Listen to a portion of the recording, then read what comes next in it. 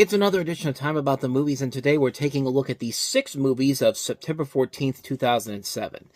I get it, six movies. But anyway, we have a wide assortment for this particular week. We have our second Death Wish-based movie in about not even a month, 3 weeks. I mean, we've had Death Sentence with Kevin Bacon, and now we have this first film I'm going to delve into in just a little bit. But Billy Bob Thornton and Seann William Scott starring a new comedy. We got a Japanese import, I guess, but they threw in character actors from comedies that you may or may not be familiar with. We have probably one of the most underrated musicals ever made, and we also have the latest film from David Cronenberg, Paul Haggis's follow-up to Crash as well. So we've got a lot to get to here, so let's not waste any more time and just dive on into it. And let's talk about that first movie there, the biggest new release of the weekend, which is Jodie Foster starring as the Brave One.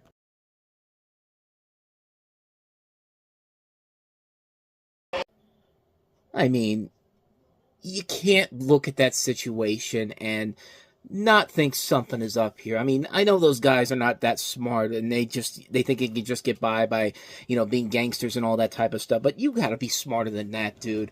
In fact, there's so many times in this movie where people just need to be smarter than they actually are. Even the people that you feel for, like Naveen Andrews, like, you should know better than to throw that ball into this deep, dark tunnel. That's like going in the middle of a bad alleyway in downtown. I mean, that's something that you should have thought of. You should have thought first of here. But this is The Brave One. This is Jodie Foster starring as a New York City radio host whose fiancé, played by Naveen Andrews from Lost, is beaten to death by criminals. Terrified for her safety, she buys a pistol and undergoes a personality transformation, becoming a vigilante.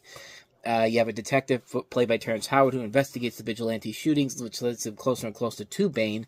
And of course, she's cleaning up the streets her own way. And yeah, if I'm going to compare which movie that's based on Death Wish is the better film, this is definitely the better film. But like I said, it definitely has a lot of flaws to it, specifically with the characters and just the fact that they just do stupid stuff for the sake of doing stupid stuff. Even the people you want to get behind, like, they do incredibly stupid things in this movie that make no sense whatsoever. But, yeah, but at the same time, kind of like what Death Sentence didn't do, it works because you have a really good actress in Jodie Foster, who usually will never put in a really bad performance, even in a bad movie. Like, she'll give it her all. She'll give 110%, and she definitely really does deliver a strong performance in this movie. And you do want to get behind her because of all the stuff that's been going on in this movie. But at the same time, like, as I said before, it's the fact that everybody in this movie does something really, really stupid, and it's just kind of like, you should know better than this. Even if the movie is trying to make you think like, these guys are not that smart, they've got to be at least somewhat smart to know that this weird situation where you have this one woman in the middle of a subway by herself, there's nothing fishy about this at all. Like, I mean, I don't know. That's just my personal feeling on it per se, and I don't go into we don't have any subways that I usually go into around here. There is one in downtown Pittsburgh, but I don't usually take that anywhere. But you can usually take the subway to get to the Acrisure Stadium and the live casino if you want to. But yeah, I've never been on a subway before, so I wouldn't know by personal experiences. But other than that, though, yeah, there's a lot of things that's wrong with the movie. Overall, I did like it. But at the same time, there are those moments where people are doing way too stupid things for the sake of the script.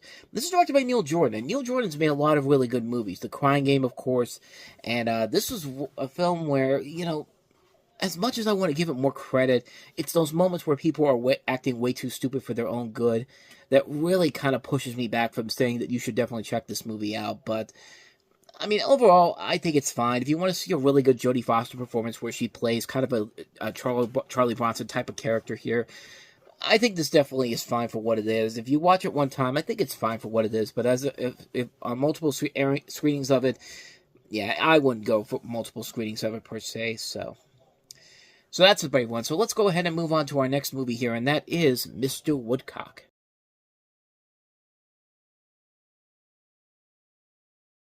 Honestly, I think this is actually the first movie that I've talked about on this particular show that has a trailer that literally is like the #1 comedy in America. But yeah, this thing wasn't that big of a hit. It made only about, $9 million on its opening weekend. But yeah, that's not something to be very proud of, as to be like, this is the number one comedy in America on a weekend when your other comedy choices were The Brother Solomon, Daddy Day Camp, and Bratz.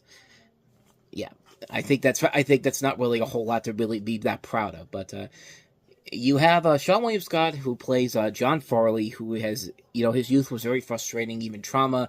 Like many of his school kids in his Nebraska small-town home, was the constant abuse and humiliation in sadistic Jasper Woodcock's gym class, the Woodcock being played by Billy Bob Thornton.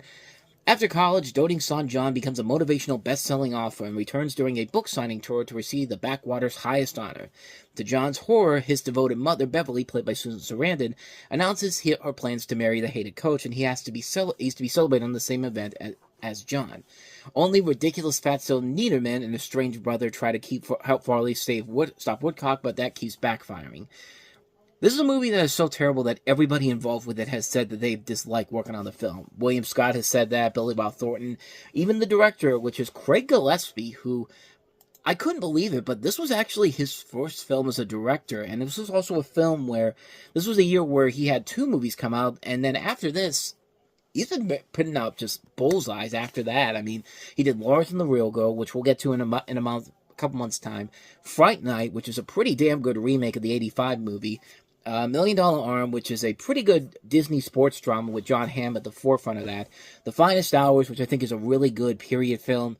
I, Tonya, great movie with Margot Robbie. Cruella, probably one of the better Disney live-action remakes. And he just did recently Dumb Money, which I thought was a very good movie that a lot of people didn't get to see. And he's currently working on Supergirl, Woman of Tomorrow for Warner Brothers. And it's hard to believe that this is the first movie he did as a director, and it's this film, like a film that he and William Scott and Billy Bob Thornton all said, yeah, we're not proud of this movie per se. And it's just gotten to the point where, you look at Billy Bob Thornton in this movie, and it's just another one of those movies where he's just regurgitating the bad Santa role. This was that time when he was playing that character multiple times, but there were times when he played it very well, like as Buttermaker in the Bad News Bears remake. That was good. This is a movie that is literally existing on the fact that this guy was, bad Santa. We got to make a movie where he's the forefront of it. And, Stifler from American Pie, he's the good guy now. And, you've got all this talent here. I mean, Ethan Suplee is in here from My Name is Earl. Amy Poehler, in one of her first movie roles. Melissa Leo. Melissa Sage Miller. Tyra Banks appears in the movie, too. All people that have done so much better than this, and it's good. It's a movie that got so bad they had to bring in the director of Wedding Crashers to finish the film, and he was uncredited for the rest of the movie. And it's just kind of like you should know right there that if they have to bring in a director of a much more successful movie that actually worked to save the film, you're in a real bad situation in general here, and. Excuse me, and yeah, they were talking about, Sean William Scott and Billy Bob Thornton were actually talking about how they thought this movie was going to end their careers. Like Sean William Scott was saying that on the Opie and Anthony show back in 2009. There's a quote here that says, "There's nothing worse than going to a movie set knowing that the film could end my career." And I mean, that should tell you everything you need to know. But because Sean William Scott has been good in a lot of stuff. I mean, he did star in a comedy that's very similar to Bad Santa, that went straight to DVD. I think it was Balls Out, Gary the Tennis Coach, which is actually a really funny movie. And I've seen him on Lethal Weapon.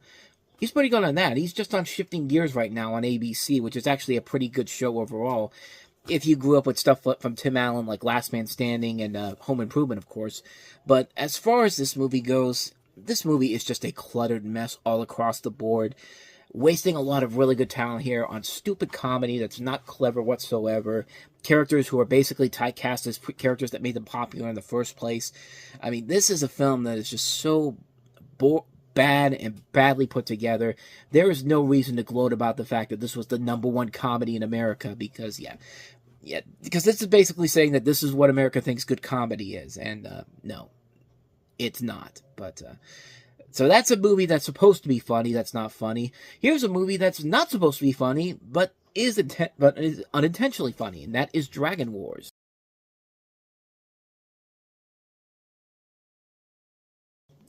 See what I mean when I said this is an unintentionally funny movie? Because, good lord, those effects look absolutely terrible. I couldn't believe that they tried to push this so hard back in the day. Like, back online when were going to these different websites and you would see these ads for this movie.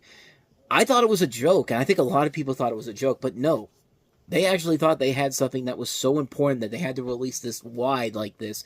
This was actually the first Korean production in nearly 3 decades to receive a wide theatrical release in the US.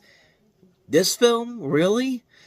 Anyway, this is Dragon Wars, and it's based off the Korean legend, unknown creatures will return and devastate the planet. Reporter Ethan Kendrick, played by Jason Bear, which that should tell you everything you need to know if he's the biggest star in your movie, is called to investigate the matter.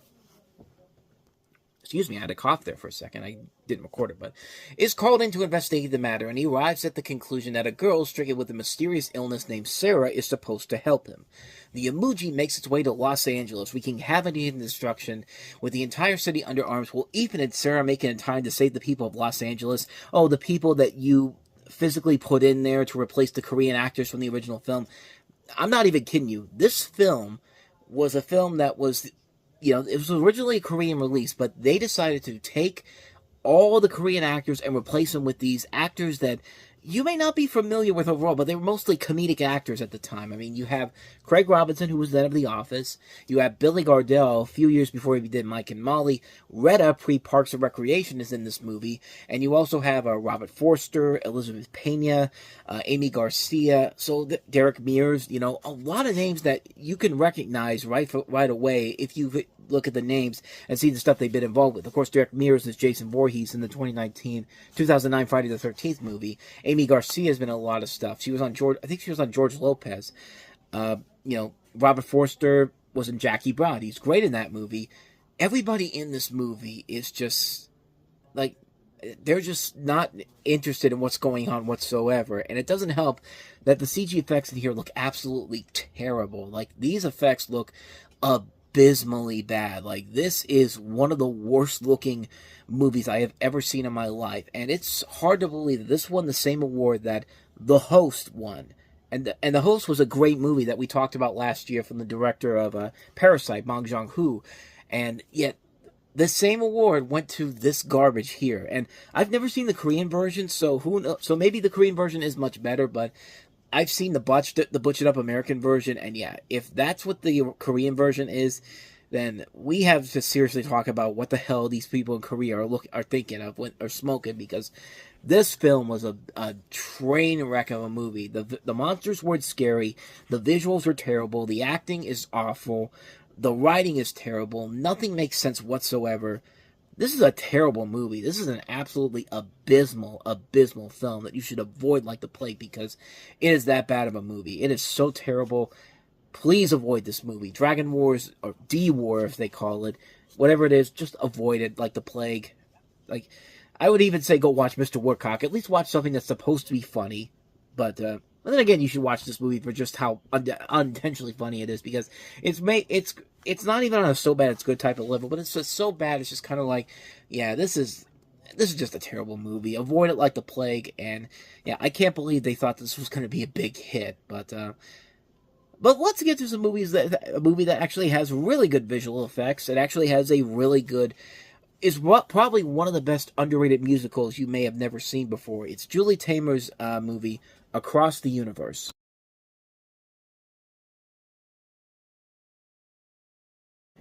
So, I mean, if you haven't gotten the idea yet, Across the Universe is basically an original musical that uses the Beatles music as part of the story around it. And it's a fictional love story set in the 1960s amid the turbulent years of anti-war protest, the struggle for free speech and civil rights, mind exploration, and rock and roll, which many of those issues are still very much topical today, 60 years later. But at once gritty, whimsical, and highly theatrical, the story moves from high schools and universities in Massachusetts, Princeton, and Ohio to the Lower East Side of Manhattan, the Detroit riots, Vietnam, and the dockyards of Liverpool.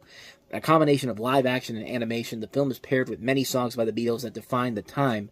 And, yeah, it's hard to believe that this was a time that they were really pushing Jim Sturgis to be the next big thing. I mean, he had a couple movies around this time, and the guy was actually a pretty good actor, and I don't know what he's done lately. I'm trying to think of what he did most recently that I might be familiar with. I mean, Not really much that I see here. I think the most notable movie I see him in from his recent years was, of all things, Geostorm, that terrible Gerard Butler movie done by not directed by Roland Emmerich, but produced by him. But yeah, there was a time when they were really setting this guy up to be the next big thing, and it wasn't for lack of him not being that good of an actor. They just really get is he was in some good stuff, and then all of a sudden he just kind of disappeared out of the blue. Of course, Evan Rachel Wood's been around for a long time. You also have cameos by people like Bono, Eddie Izzard, Joe Cocker. You got Selma Hayek as all these different playing all these various nurses. And the film is really, really damn good. I mean, I really like this movie a lot. And it's a film that was unfortunately a box office bomb, and might have been a little bit ahead of its time, quite honestly, because it didn't even make half of its budget back at the box office, and it kind of just disappeared. It was not a well received movie either. It was mostly a mixed bag film for most critics, but I thought it was pretty good right from the get-go. I thought everybody did a great job with the songs overall here. You know, the singing was actually pretty good. I mean, right from the get-go, you know, you hear Jim Sturgis talking about, singing this one of the early songs in the movie. What was the name of the song? Girl. And then following that, you have Evan Rachel Wood and singing Hold Me Tight. And then they're singing All My Lovin' and like I Want to Hold Your Hand, all these Beatles songs. And it works. It works on a number of different levels. Everything about the movie, I think, works really well. It's a very creative-looking movie. It's a visually pleasing-looking movie. The music overall is really good. I like the ideas of it. I like the way that they're bringing in this commentary for the time period. That is still very relatable, even by today's standards. If you just change a couple things, it's pretty much the same thing in this day and age. It's a movie that really does not get the proper attention I think it deserves. It's a really entertaining film. It's a very creative, visually pleasing film to look at. It's a really damn good movie, man. It's one I definitely highly recommend checking out. It's a film that I really enjoyed back in the day, and I just like it more and more every time I see it. I'm one of the few people that really defended it from the beginning, but now I stand behind it completely. It's a great movie that definitely deserves to be seen across the universe. Definitely check that movie out. I highly recommend it. It is definitely well worth a watch. So with that said, let's go ahead and move on to our next movie, and that is David Cronenberg's latest film with Viggo Mortensen reuniting for the first time since A History of Violence. We have Eastern Promises.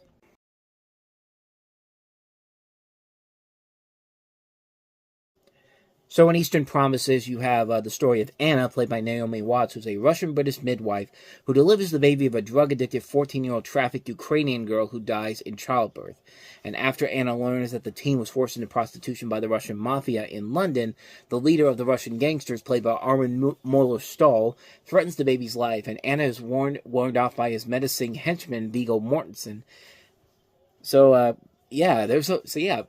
kind of like how we had two movies similar to Death Wish, we have two movies that are pretty much alike in the last 2 weeks with this and Shoot 'Em Up, except Shoot 'Em Up was supposed to be funny, I guess, and then this is supposed to be very serious, but this is David Cronenberg's latest film, the first film with him and Viggo Mortensen since History of Violence, and it's a really good movie. It's a really engaging movie that, tackles the subject matters of, sex trafficking and, shows off the Russian mafia and all that stuff and has some really, really cool action sequences in this movie. There's a great scene where Viggo Mortensen is going after these guys in a sauna, completely naked, and it's just one of the most insane bits of action you'll ever see. And it's intense. It's the most intense action sequence you've seen in a long, long time. And it's an engaging movie. Mortensen, I think, works very well here. Vincent Cassel is also in the movie, too. He's really good. Naomi Watts is really good here. It's not afraid to go dark when it needs to. It's an intense film. It's a really engaging film. And it shows what the best of David Cronenberg can really be. When he's not being completely pretentious like his most recent works have been. But, yeah, this is a really entertaining film, a really good film I highly recommend checking out. A really good film. If you like A History of Violence, you're definitely going to love Eastern Promises. It's a really intense film. It's not afraid to take chances, and it seals the deal on every single front. So I highly recommend Eastern Promises. Now, with that said, let's go ahead and move on to our last movie that we have here, and that's Paul Haggis' follow-up to Crash, that is In the Valley of Ella.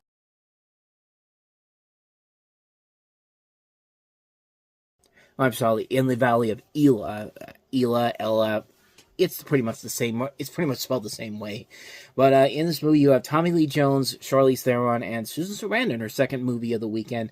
And in this film, it's based off of the actual events of this article that was based off of Mark Boal's Death and Dishonor. Mark Boal, of course, would later go on to write the script for The Hurt Locker, which is a really good film. It was an article about the murder case published in Playboy magazine in 2004, and it portrays a military father's search for his son, and after his body is found, subsequently hunts for the son's killers. It explores the themes including the Iraq War, abuse of prisoners, and PTSD, post-traumatic stress disorder. And, not quite as good as Crash is, even though I'm one of the few people that actually did really like Crash. I will say that, I've said it before that I think Brokeback Mountain probably should have won Best Picture that year over Crash, but I thought Crash was overall was a pretty good movie overall, and this is definitely not as good as Crash, but it's still a decent film overall. It shows that Tommy Lee Jones can still be a really good actor. You got really good talents with Charlize Theron and Susan Sarandon. Frances Fisher is in here too. It's a very entertaining film. It's a really engaging storyline that you really do get behind. It's not afraid to go dark, kind of like with Eastern Promises. Not afraid to go dark when it needs to, and I think it's a very well-made film. Like I said, not as good as Paul Haggis's Crash overall, but I liked it. I thought it was okay, so that's my thoughts on In the Valley of Ella, just to be quick on that one. And so, with all of that said, we wrap up another edition of Time About the Movies, and the next time we meet, we've got 6 more movies to look at, including, I'm just looking at right now, not a very good weekend for movies. There's 6 of them, but most of them are not very good. Of course, we have the sequel that everyone's been asking for, not Resident Evil Extinction, with Mila Jovovich once again back in the role of Jill Valentine. This year's Dane Cook comedy with Jessica Alba, Good Luck Chuck, Amanda Bynes in the high school... Is it a high school or a college comedy? I don't remember. Sydney White, which is basically a modern version of Snow White and the 7 Dwarfs. Instead of the dwarves, it's actually just these 7 nerdy guys. But we'll delve into that one as we go through that one. And then we actually get to the good stuff. Sean Penn is latest film, Into the Wild. We have the Jane Austen Book Club. And Brad Pitt in another really good Western that came out around this time, The Assassination of Jesse James by the Coward Robert Ford. So we'll take a look at those 6 movies. That'll be coming up on tomorrow's show. But until then, thank you so much for watching, and if you want to see more videos like this, please go ahead and hit the playlist on the next page, check out the previous episode, and also don't forget to hit the like button, subscribe button, notification, and the bell button, because you get updates on when new videos come out, and we do post here every day. Now, with all that said, I am off. I will see you guys next time, and until then, as always, take care.